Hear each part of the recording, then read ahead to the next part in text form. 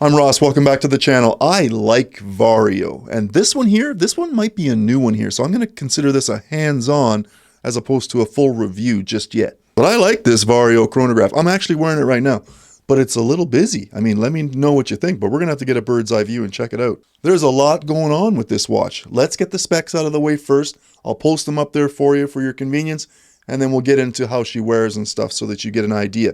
I would expect it's going to be on the website anytime soon, maybe this summer. So I'm not seeing it just yet, but it might fall under one of their elegance sporty designs, like even maybe one of the Empire designs. Lots of stuff going on here on the dial, but no problem. Still a comfortable wear nonetheless. And checking my notes here, I had the calipers out there this morning. So we're looking at a 38mm case. We got a 20mm lug, 45.5mm lug to lug, which is great, not going across the wrist too much.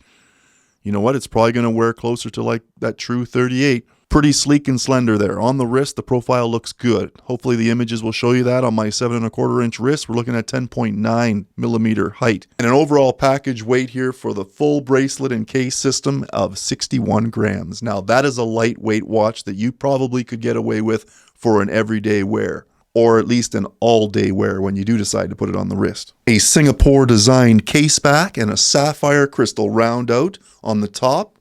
We're giving you great visibility here, but you might have to pay for it. I would imagine the price point's going to be a little bit higher than some of the normal quartz movement Vario watches. Now the brushed and polished stainless steel, I like that, the 316 stainless steel. It looks good. It's got some great looking design features to it, with a fixed bezel that's polished up as well, right next to that sapphire crystal. And you have drilled lugs for some easy strap changes, should you wish to change out the leather that this one comes with. Now the cost at this point, we don't really know. I'm going to estimate that it's probably going to be in the area between, $600 and $800 Canadian or US. We'll see. But what it comes down to is the visuals that I can give you on my 7¼ so you get a feel for the watch and how it's going to look on the wrist. The leather strap is nice. There's very little break-in period required here. It fits nice from the 20mm lug, tapering down to, what is that?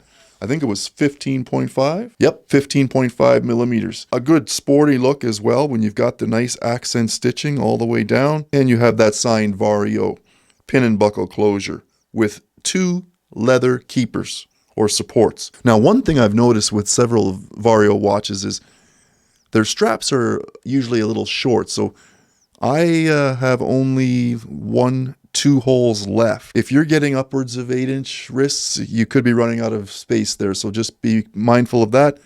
But I mean, at 20mm lug, you have no problems finding another strap to replace that in case you needed a different size. It's like a sporty tribute to that Art Deco design that is already on the website at vario.sg.com. I mean, they're based out of Singapore and there is shipping available worldwide, so there's no problems there. Nothing like shopping from the safety and security of your own living room. A great sporty tribute to that Art Deco design, like I said, though. And of course, you know what? It's a tool watch nonetheless. A chronograph action with start-stop pusher on the top, reset down below, and you've got that smallish, almost like an onion. Well, it's not really an onion style grind, but it's grooved and it's got no problems. It's not screw down, but you should have no problems manipulating it. It's fine. Now, the movement is a Mecca-QUARTZ movement, and there is no running seconds that you see. So you're going to have to deal with basically the only opportunity to see anything sweeping around here is when you press the chronograph and start the timing. So, which is great, and it shows it almost looks like an automatic movement when it's sweeping around there. Now, as I mentioned at the beginning, the dial is busy. There's lots going on. You've got 2-tone colorway here with a black and gold accents on top of a very nice Art Deco silver dial signed with Vario at the 12. I don't hate it. There's just lots going on here. Let me take it off here so you can really get to... And I'll show you some overheads so you can get an appreciation for it. But you've got gold numbers going all the way around. You have 2 sub-dial registers. You have 1 register at the 3 o'clock position, and that's going to be your 24-hour time, giving you the ability to know day-night as an indicator as well. And then on the left at the 9 o'clock position, you'll have the timing capabilities or monitor for your chronograph, which will be 60 minutes. Those hands are vintage style small hands in black, whereas the hour and minute hands are skeletonized gold hands to match that of the accent numbers and the large seconds hand. You have an outer chapter ring as well for a little touch of sportiness as well for your 60-minute or second monitoring. And you know what the actual center dial reminds me of? Under the Vario, it reminds me of the Spirograph. Now I'm dating myself. Remember the Spirograph little toy thing, game system that you had when you were like back from the 70s and 80s, where you can draw and make all these different spirals?